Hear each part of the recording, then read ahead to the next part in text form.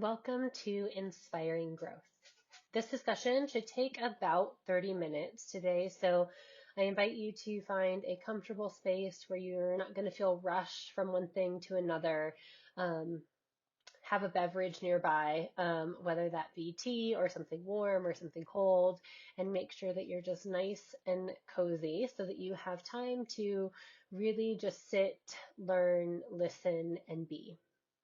Also, you'll want to have a piece of paper and a pen or pencil or some sort of writing utensil next to you, as we'll use that a little bit later in the discussion. Let me take a moment to introduce myself. My name is Abby Chan. I am a registered dietitian with my bachelor's and master's in nutrition and dietetics. I am the co-owner of Evolve Flagstaff in Flagstaff, Arizona. And what we do is we focus on bringing nutrition, movement, injury prevention, and physical therapy together in one so that you can live the life that you love. I'm also a yoga instructor and strength coach. Socrates once said, "The secret of change is to focus all of your energy, not on fighting the old, but building the new." Growth is not something that happens overnight. We didn't wake up with all of our knowledge and lived experiences. We gain them through uncomfortable conversations, personal relationships, and difficulties. Today, I'm asking you to take on the willingness to grow, the willingness to sit in the uncomfortable, the willingness to not focus on the old, but to see the possibility of the new. Today, in Inspiring Growth, we are going to be discussing diet culture, what that is, how it impacts our mental and physical health, and how we can recognize how we've maybe even harmed ourselves and others in the past. We're then going to look at how do we dive deeper into our true selves and true health and create goals and practices that are truly benefiting us as a whole individual. And then also we will start to reflect on growth and implement growth. So as we move into the new year, we are bombarded with resolutions and hashtag new year, new me ideas, diets, and fitness challenges.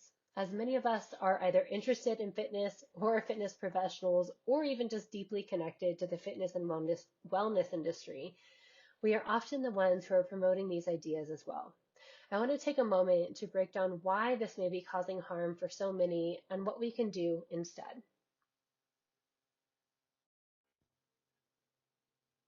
So I would like for you to take a moment to close your eyes, and I want you to think about what is health? What ideas come to mind when you think about that word, maybe what actions, what foods, what practices, what comes to your mind when you first think of that word?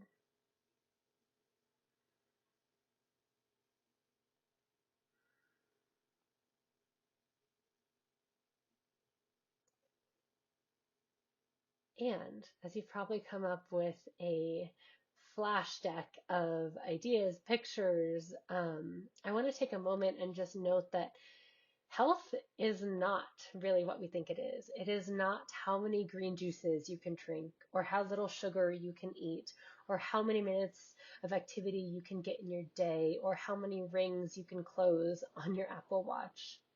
Health and true health is connection and relationships. It is attention to our mental health.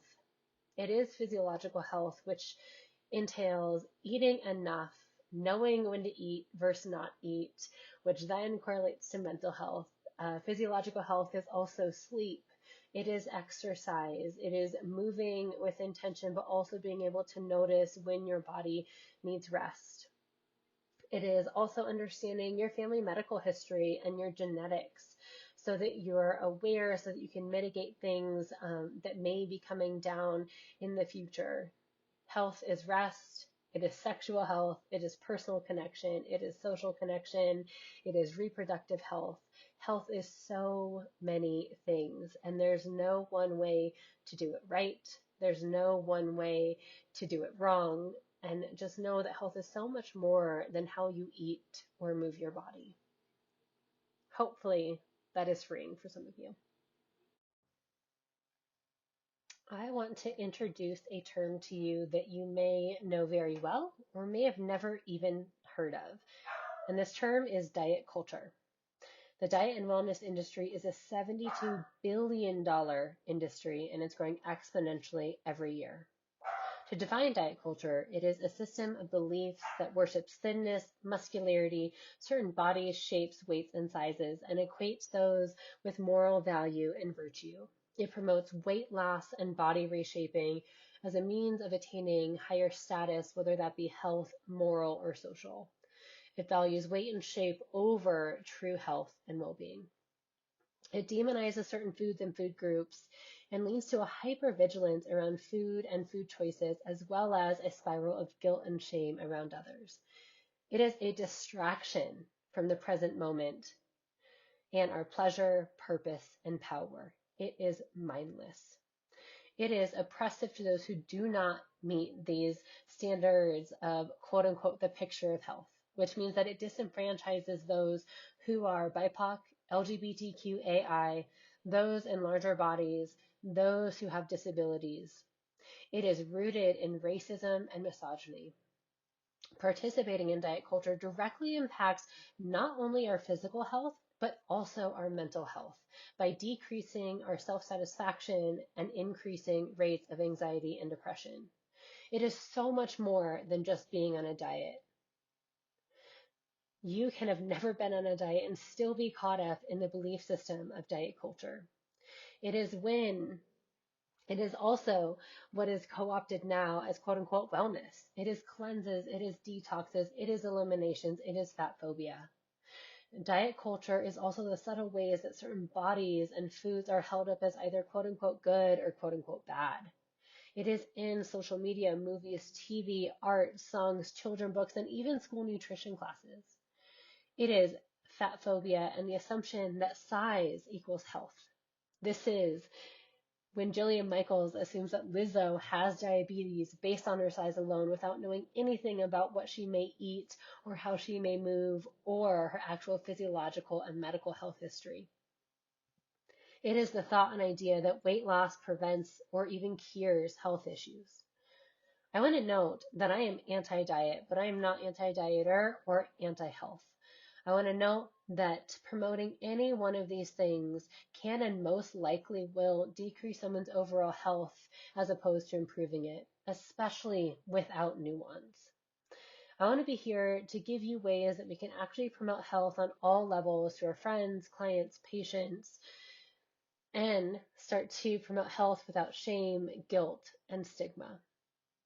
I'm here to give you the information of what harm these things of diet culture can cause to our physical and mental health. Once we can start to notice and pick out diet culture for what it really is the time suck of our money, of our time, of our culture, then we can start to really tap into what we need. It is a us or me versus they. All right, so I have a few stats for you. I'm going to let you read through some of these, but start to notice the harm that diet culture actually starts to induce. So adolescents who have dieted or practiced restriction in any way, shape, or form are 18 times more likely to develop an eating disorder than those who did not. 7 out of 10 females who engage in social media report a decline in body confidence and an increase in anxiety. Eating disorder rates have doubled from 2000 and 2006 to 2013 through 2018. And know that diets don't work. 2/3 of dieters will regain the weight that they lost and sometimes even more than that. And this is because if we all move and ate the same things and moved in the same ways, then we would all look the same. But what that mentality and what that idea actually perpetuates and ignores is the fact that we are all so different. Our genetic codes, which have been passed down and influenced by generations of famines, trauma, illness, dictate the majority of our appearances and the physiological impact that movement and food will have on us. I would say that as a dietitian, 80% of my patient caseload is made up of individuals who are actively struggling with an eating disorder or even disordered eating habits. And 100% of my caseload has guilt and shame around their food and their body. And I want to let you know that I work with, yes, specifically eating disorders, but I also work with athletes, and I also just work with like average, normal, quote unquote, normal, whatever that is, individuals, and know that diet culture is so prevalent that it impacts every single one of our relationships to food and movement and how we navigate ourselves through life. Know that, of course, diet culture is not just benign. It is not just the beautiful green juice. It is not just the smoothie. It is not just the cleanse. Know that these things actually do impact not only us, but also those around us when they're brought up in conversation, because even if you don't believe it, you are a leader to someone. So it's time to lead.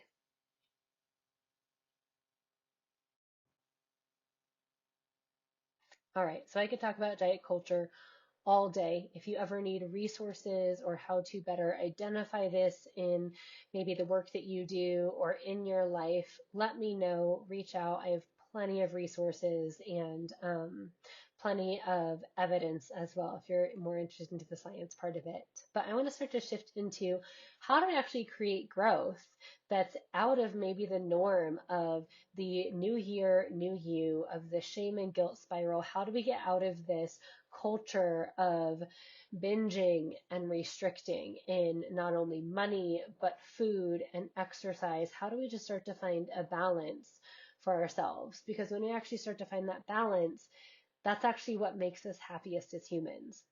When you think about what people come to on their deathbed, they're never thinking about, oh, I wish I had a smaller pant size, or I really wish I would have gotten in that one more step for that day. What they're really reflecting on and thinking about is, I wish I would have called that person. I wish we would have had a better relationship. I wish I had a different purpose in life.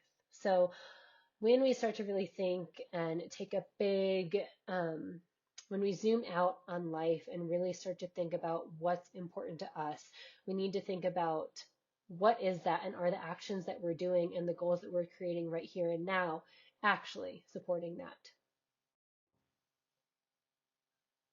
Instead of focusing on hardening and shrinking our bodies, let us focus on softening our thoughts, hearts, and expanding our minds. Instead of spending our time, money, and brain space on this multi-billion-dollar industry full of empty promises and restarts and reboots, why don't we start to actually focus on true self-growth? Because if diets worked, if cleanses worked, we wouldn't continue to need a new one every month, every quarter, every year.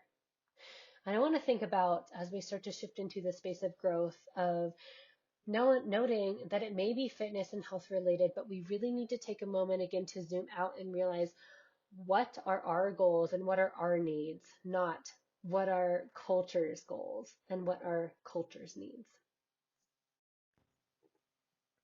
All right, so you may be asking yourself, like, Abby, this feels really unhealthy. If I'm not focusing on eating vegetables with every single meal, then you're probably telling me to eat more fast food. Or if you're not telling me to exercise X amount of minutes, then you're telling me that I should just go binge watch Netflix on the couch.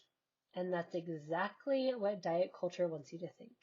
It is that exact black and white thinking and lack of flexibility and nuance that diet culture has instilled in every single one of this. So what we do instead is, if we can start to shift and refrain from weight, shape, and size related goals into how do things feel in your body? What movement feels good in your body? Can we start to find how well are we recovering from workouts as opposed to just punishing ourselves with movement? I want to refrain from making unsustainable movement and food practices. And also, I want to start to shift our mentality around cheating with food or exercises or having things be quote unquote bad. And I also want to get out of this grind mentality of like no pain, no gain, because that's really this overworked, overtired excuse and mentality that has really driven us to this place. So instead, I would like us to promote realistic change over time, health promoting behaviors over result or numbers on the scale or on a ruler or sizes or shapes. And I would rather have us all focus on overall health as opposed to aesthetic, weight, shape, or size. Okay, so here is where your pen and your piece of paper are going to come in really handy. I'm going to give you a little bit of space and a little bit of time, but I want you to write down 3 to 5 ways that you want to grow. Notice that I didn't say 2021. This is grow in life. As opposed to goals, I like to call them practices because goals indicate a thing that is done, that we can check off our list that we don't necessarily have to revisit. But practices are things that we continue to come back to all the time. We continue to practice them. We continue to implement them. Sometimes we leave them, but then hopefully we come back. And practice will never make perfect because there is no such thing as perfect. Practice is something that will always be evolving, shifting, and changing. And it is something that we're going to fail at sometimes, but it refrains and it moves us away from the all or nothing approach, that black and white mentality of either I'm in or I'm out, I'm on a diet or I'm eating whatever I want, or I'm either running fully or not at all. Practices provide a lot of flexibility and they actually allow us to meet our needs in that moment and in that time. All right, so hopefully you have your pen and your paper handy with those 3 to 5 bullet points. I want you to take a moment if you haven't written those down, but here's a prompt as well, is on each of those bullet points, I want you to write down 1 to 2 things that you would gain from those from each of those practices. And then I want you to think about what conditions are going to allow you to shift into these practices. So as an example, I want to grow my ability to soften. One thing that I would gain or be grateful for would be that it would allow me to be less reactive, more perceptive, and more present in the moment. The conditions that I need for this to happen is I need to be less rushed. I probably need to say no to more things. I need to practice my meditation practice, which is probably a whole nother practice that I could just throw on there. And also be diligent about therapy and staying open. So that's just an example for you. I want you to spend the next few moments just diving into that.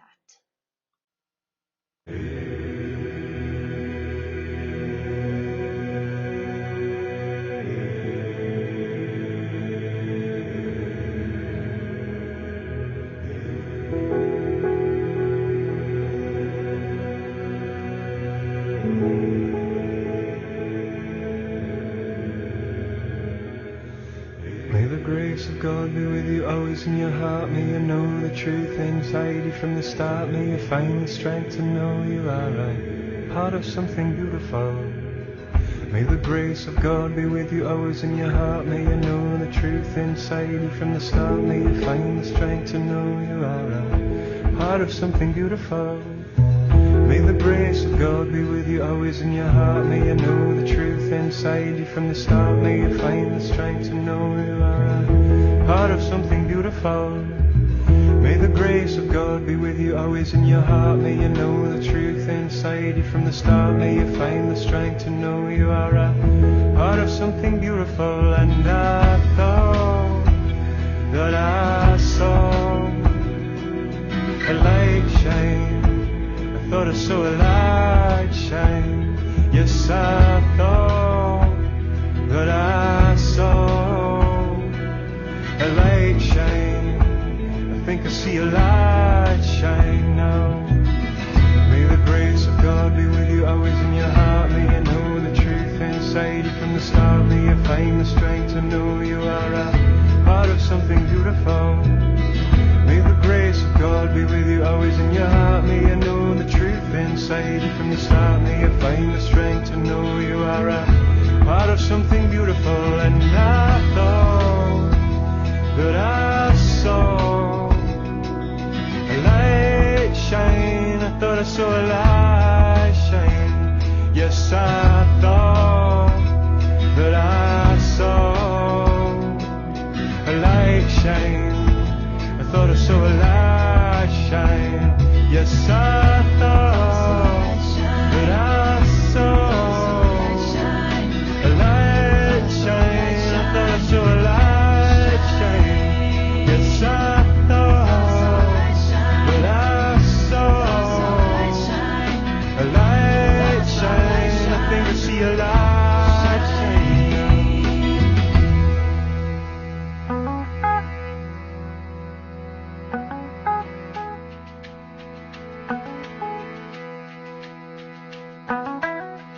From the corner of my eye, I thought I saw a light shine. From the corner of my eye, I thought I saw a light shine. From the corner of my eye, I thought I saw a light shine.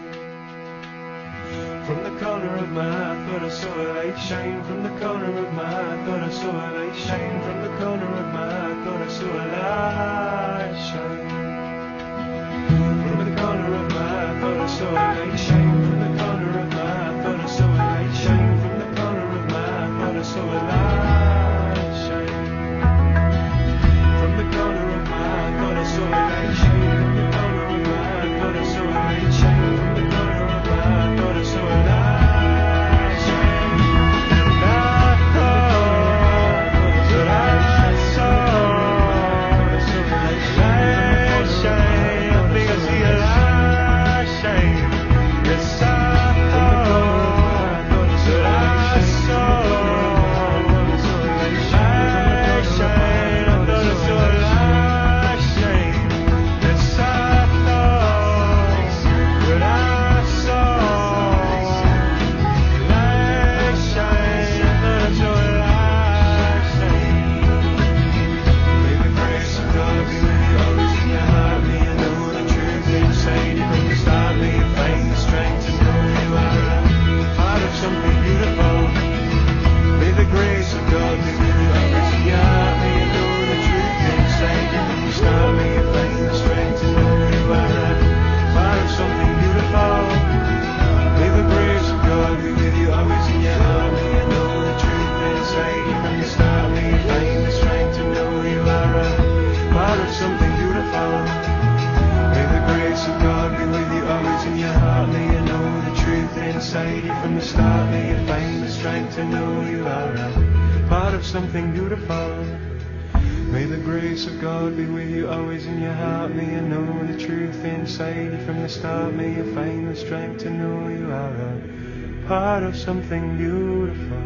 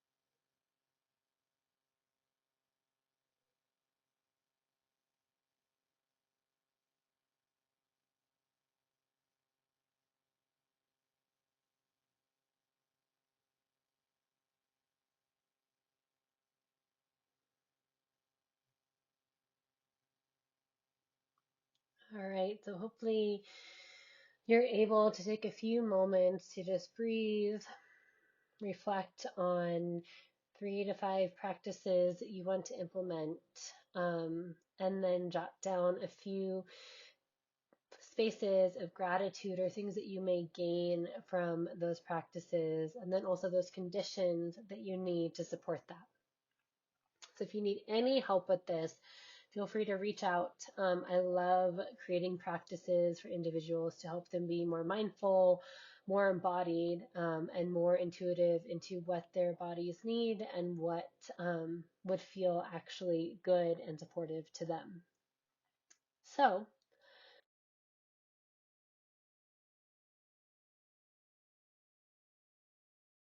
with that, I want to say thank you all for your time and attention and presence today.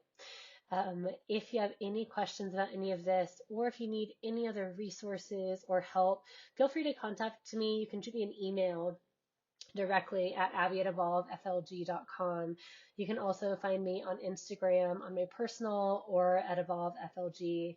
And if you're more interested in working with me, whether it be in a nutrition related standpoint of trying to dive deeper into any of this, just let me know.